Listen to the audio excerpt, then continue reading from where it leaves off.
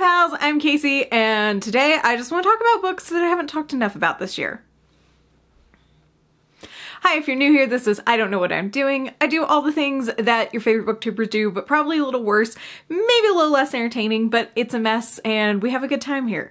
Okay, obviously this is a booktube channel and I talk a lot about the books that I read and that I want to read, and honestly, with the way that I usually do my wrap-ups, sometimes I don't talk about books that I really want to talk about that I found really intriguing or really engaging or had a really good time with, but because they don't fit into the superlatives that I set for myself, I don't end up talking about them. So let's talk about 3 books that I read this year that I just want to talk more about. Also, ignore all the mess back here. I'm filming in a slightly different place in this room and this is a mess, so we're dealing with it. The first book I want to talk about today is Sister Song by Lucy Holland.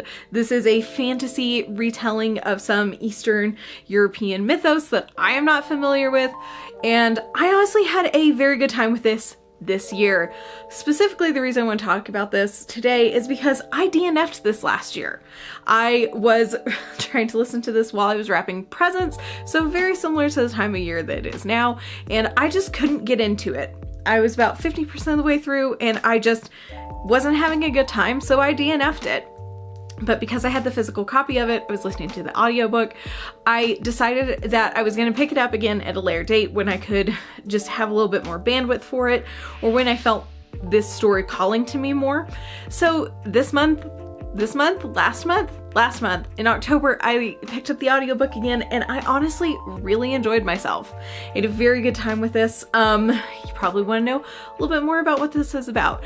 This is following several siblings who are part of a royal mystical family, and it is talking about the encroachment and the colonization that happened with a lot of Christianity and the way that it swept through a bunch of cultures and absolutely abolished and demolished their long-standing folk traditions.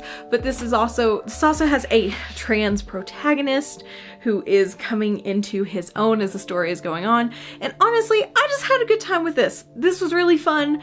I didn't necessarily think it was anything that was like super groundbreaking, but I just had a good time with it.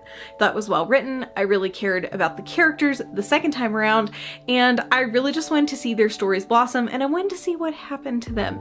So I had a lovely time with this. And this just proves to me that I need to go back and look at some of my DNFs and give them another chance sometime. The next book that I have not talked enough about this year is Little Rot by Akwaeke Emezi. If you've been here before, you know Emezi is one of my all-time favorite authors. They write just fiction that I really love and that I really care about, and this is no exception. This is following Ima and Kalu, who were in a long-term relationship but have recently broken up shortly after moving back to their home country, and it follows the two of them as shortly after their breakup their lives sort of diverge, but also just go a little mad. When I first picked this up, I had a completely wrong understanding of what this book was. I don't know where I got it in my head that this was something about the apocalypse or the end of the world. It's absolutely not that. It is a literary fiction. It is very much based in reality and not in fantasy or horror of any kind. Well, horror, yes, but more of a realistic horror. And it was really good. I cared a lot about the characters. I also cared a lot about the tertiary characters that came in and out of the story quite a bit. And overall, I found this to be just such a good and enjoyable read, while also being so heartbreaking and talking about the difficulties of being with someone long term and the way that you can sometimes lose yourself, but also the way that you can lose yourself after you have lost that person and you are struggling to find who you are outside of that relationship. And I thought the ending was really enjoyable. Enjoyable is probably not the right word. I found the ending to be very compelling, and I think that everything Emezi wanted to do in this book was done exceedingly well, and I had a lovely time with it. And also, look at this cover. Look at this cover. It's so gorgeous. This orange, these like purple and black swirlies on here. It's so good. I love this cover. And finally, the book that I'm probably going to talk the most about. I might spend more time talking about this book than I talked about the other two combined. I don't really know yet. But it is I Was a Teenage Slasher by Stephen Graham Jones. Again, longtime viewers, I say long time, if you've been here before, you know Stephen Graham Jones is another one of my favorite authors, probably my favorite author of all time. And this was so fun. I think I ended up giving this a 4-star or like a 4.25 if you care about the the decimal points or something like that. I don't remember the specific decimal points I gave it. I know it wasn't a 5-star read for me, but I still really loved this, and for a number of reasons. So let me give you a synopsis. This is following Tolly Driver and Amber Dennison, 2 teenagers in 80s West Texas, and Tolly is undergoing a transformation of becoming a slasher, and he is struggling with the events that led to it, while also Amber is trying to help him and they are trying to save him for much of the story. I loved this. I thought it was a great time. It's not my favorite Stephen Graham Jones, and even though it wasn't 5 stars for me, I still think that this is such a good, incredible book. And part of that is I'm very biased. I'm originally from West Texas. I'm not from Lamesa. I am from a tiny town in West Texas that has, I think, a very similar population to Lamesa. And while my town was not outside of Lubbock like Lamesa is, it was very close to Lubbock. And so there were certain descriptions in here of the town and the weather. At one point talks about the way the sky turns green before a tornado, and that really just made me full pause, stop, have to run around my room being like, oh my god, I've never heard anyone else talk about this. That is exactly what happens. And just talking about these kids in a small town.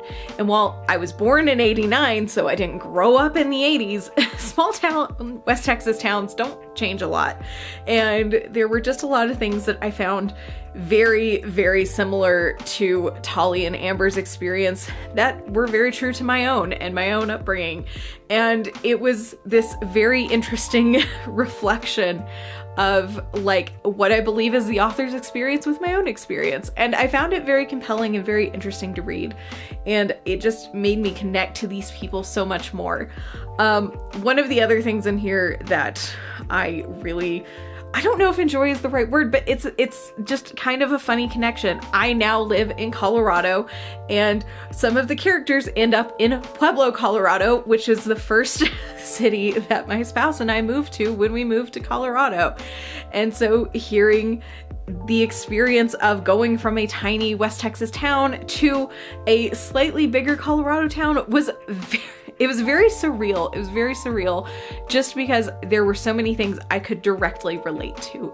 As far as the story itself is concerned, I really had a good time with this. I know some people, seems to be very polarizing. I know Stephen Graham Jones is a lot of times, but I really enjoyed it. I really cared a lot about Tolly and about Amber, and I really just wanted to keep reading about them. There's a full, I don't think this is a spoiler.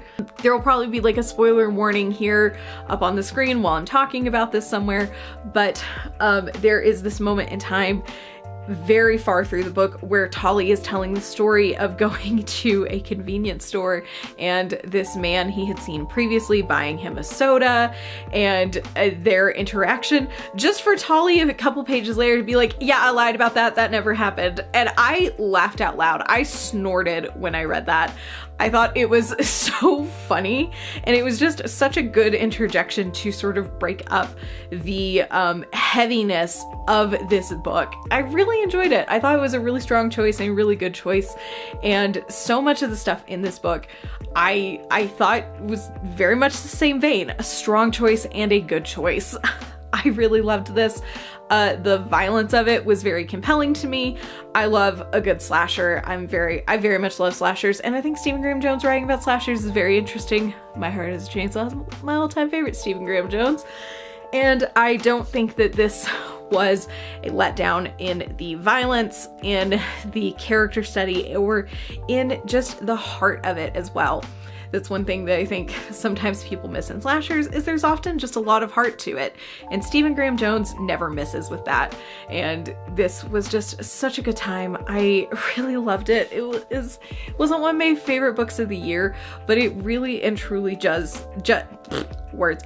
It really and truly just was one of those books that I can't stop thinking about and that I really had such a wonderful time with. And I'm honestly really excited to reread it sometime.